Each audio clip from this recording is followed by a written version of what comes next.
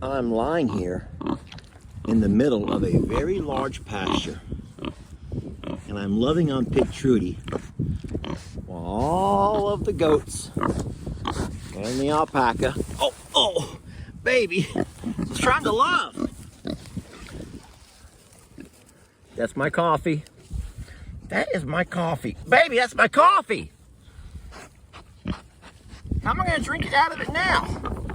You wanna share with me? Hey, Trudy! Ah, that's my arm and my coffee! Ah, ah, ah.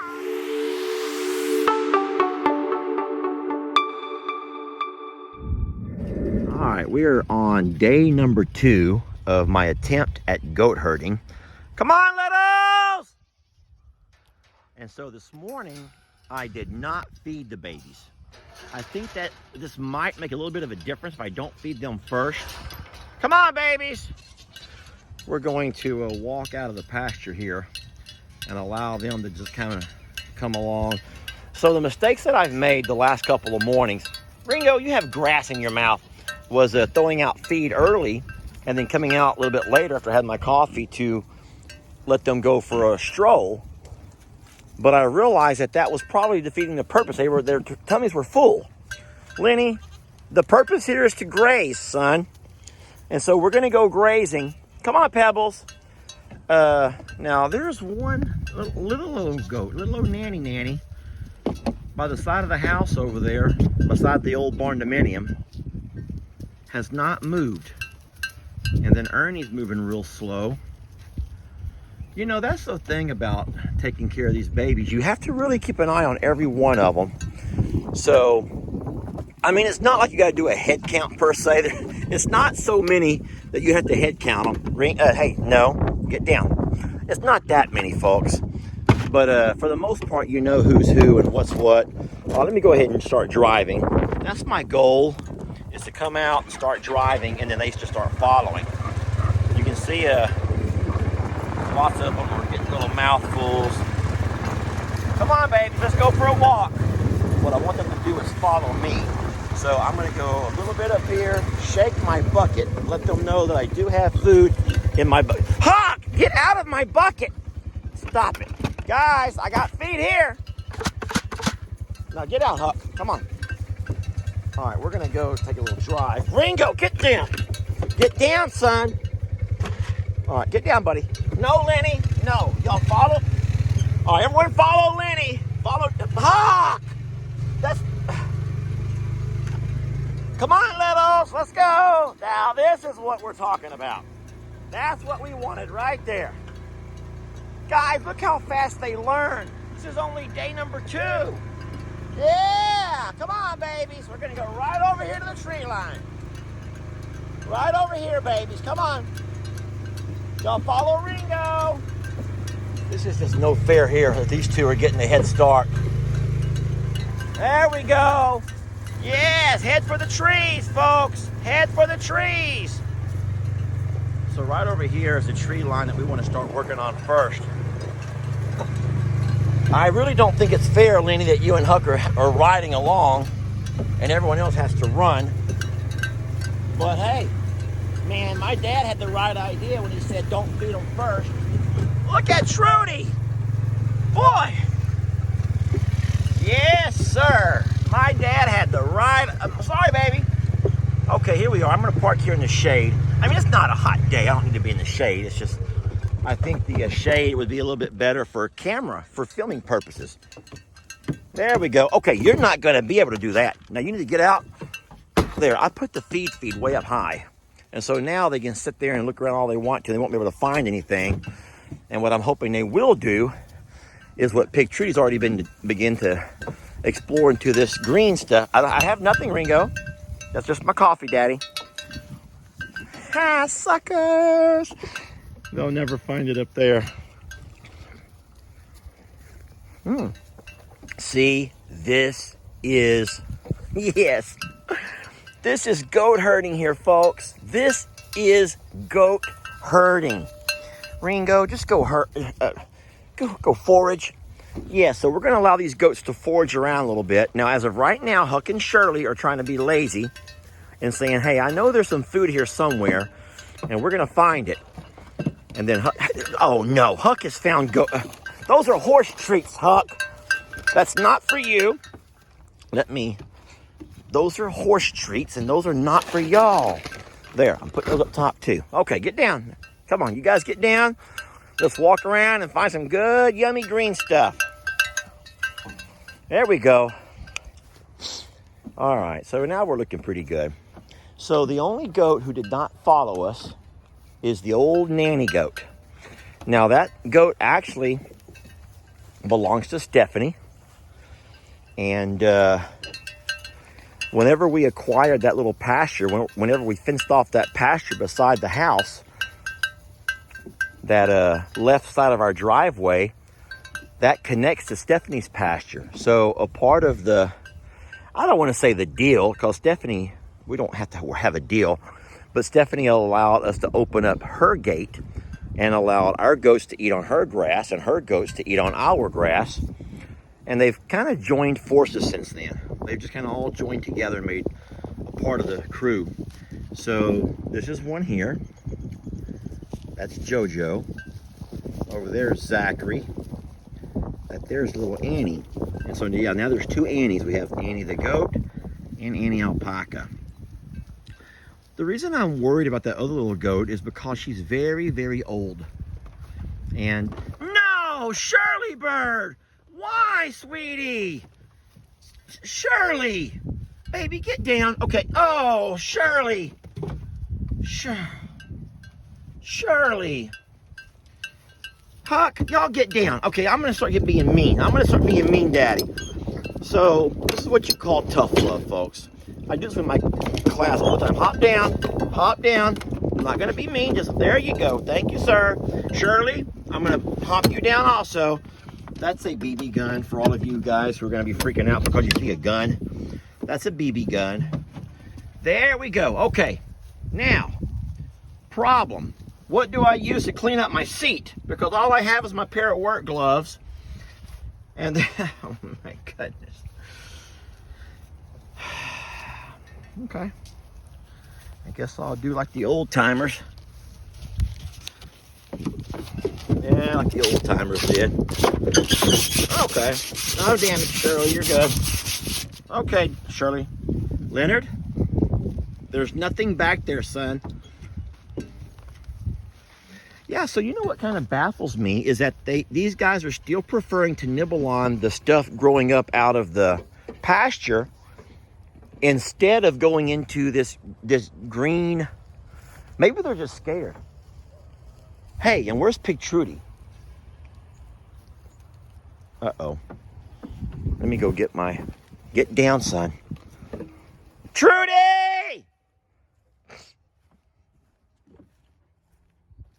That is my biggest worry about coming to these woods. Trudy has left us. And that's my biggest worry about coming to the woods, is that Trudy's going to start remembering the smells of her childhood, the freedom of just foraging and nibbling and all kinds of nature's yummy stuff, and she's going to end up not coming back home. And as much as I can sit here and say that I've always knew that would happen, I just can't stand the fact of knowing that it might happen. Trudy! Oh, God, baby, you scared me. Sweet girl, please be careful. Don't go too far. This is no life for you, baby.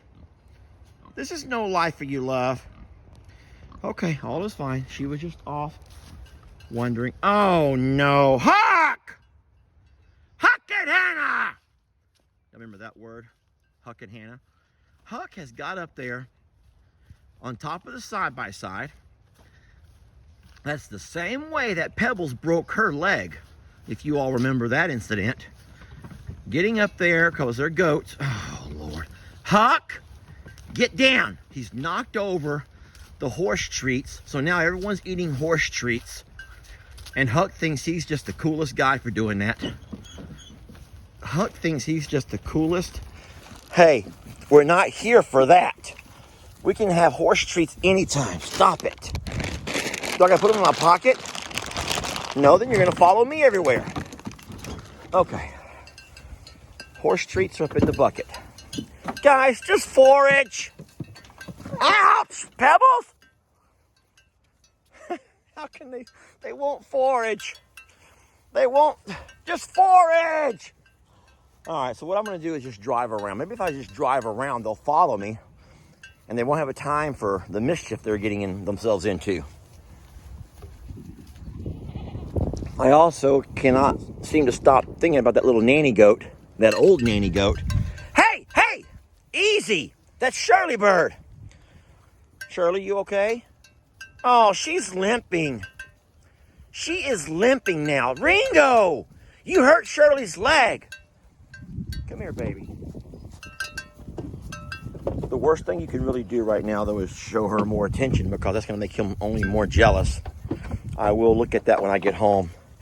But she is limping. It's obvious she has a limp on that back leg where Ringo just hooked her. And see, he doesn't just hook with his horns, he twists. Poor baby. He has really beaten her up pretty bad.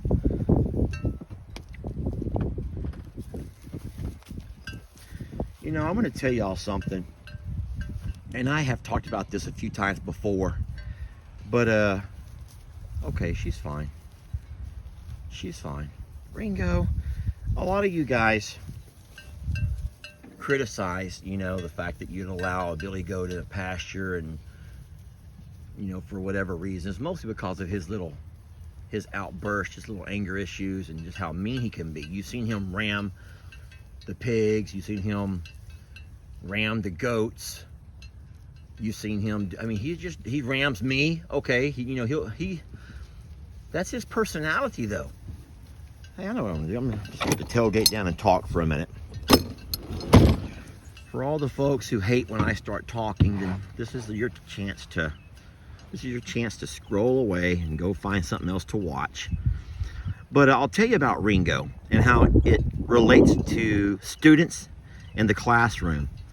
And now listen, all of you folks who have kids, maybe your kids are already grown, and that's fine, but you remember when your kids were in school and you got that phone call from your parent, you got that phone call from the teacher, and they were telling you your kid this, and your kid did that, and your kid this, and your kid that. And so a lot of times what parents will do, they realize that that's just the way their kid is. And you can go to the doctor. Sometimes, oh, Shirley's hobbling. Sometimes the school will even recommend you maybe have your kid taken in and see if they may have ADHD or ADD, or who knows what other things they may think that your child might have wrong with them. And what that teacher wants to do is find a way to help control your child's behavior, make her job a little bit easier. And so I get that.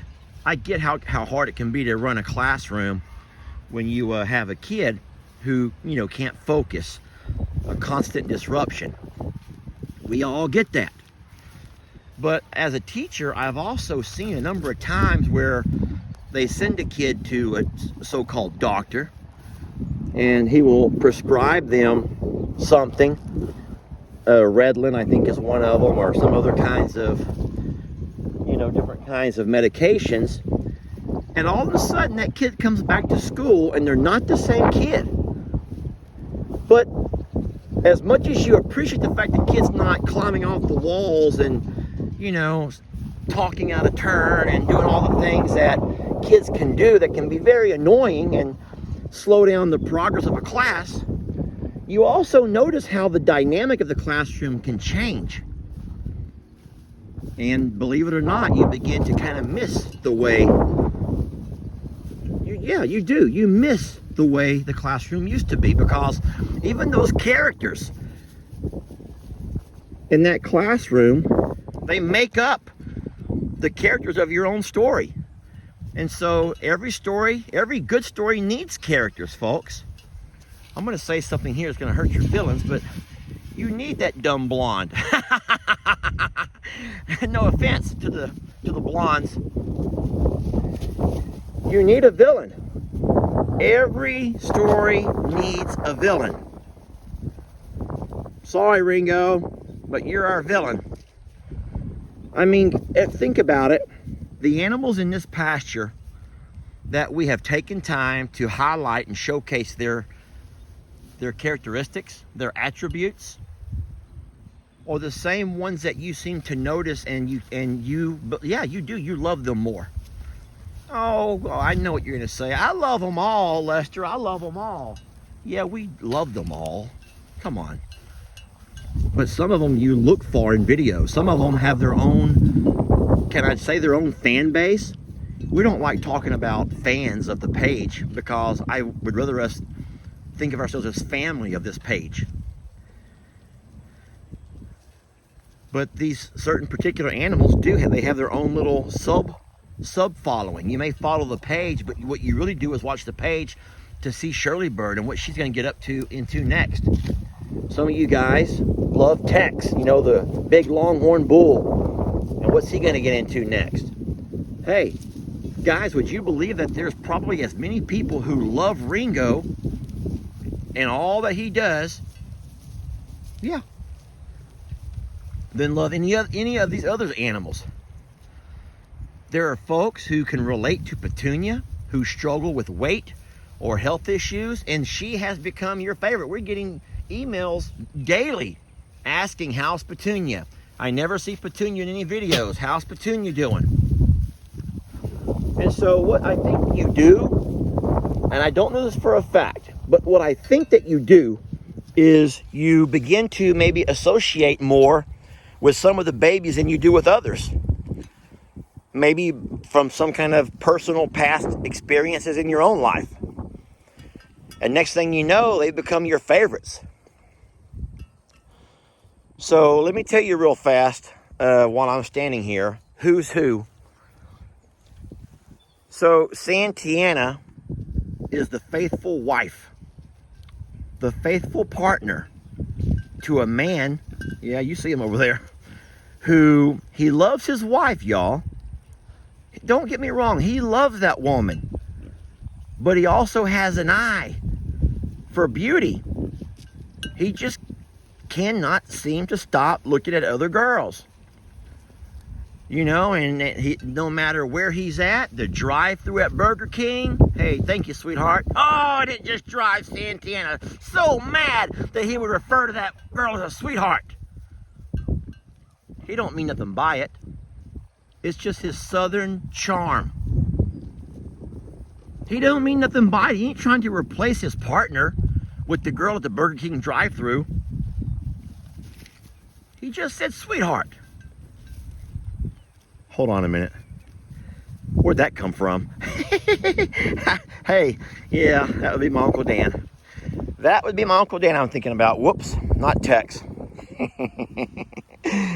Actually, it's funny that me and Jamie have had that argument so many times. And Daniel and Lou, you know Uncle Dan, my brother, and my sister-in-law Lou, have had that exact same argument so many times. And my Gigi, which is my mom, and my dad have had that argument so many times. And so what happens is, you know, I don't know how to say this the right way because this is going to come out wrong, and I do not want what I'm about to say to take over all of the neat things happening in this video. But a lot of you men who watch this page can relate. You just enjoy a little tiny bit of attention. Yet you would never want to trade your life partner for some of that attention. Why am I even going there? This is just going to create all kinds of controversy from a lot of people, women mostly, who've been scorned by men. And I'm going to just take that all back. Folks, I don't mean any of that. How dare you men? How dare you Sheesh, how dare you? This is the part of the video where I should probably just shut my mouth. Keep walking around this pasture, herding my goats, being their shepherd to my goats and my pig and our alpacas. And yeah. Anyway, what I was saying before I got distracted is that it's neat the way these animals all have their own little unique personalities and characteristics. Their character traits, as we call it in literature. Their character traits. And even all of you guys, it's true, all of you ladies and all of you men, you have your own character traits. And sometimes they can be a little annoying, but they are who you are. That's you. That's the essence of you. And you can't take away somebody's character traits and try to create them into becoming somebody else because they lose their character. If that makes any sense to you at all. It does to me. It makes perfect sense to me. Baby, that was my coffee! Get off my coffee! Move, you're on my cup! Get off my cup of coffee, baby! There might still be hope. There might still be hope for my coffee if you'll move. Oh, got it.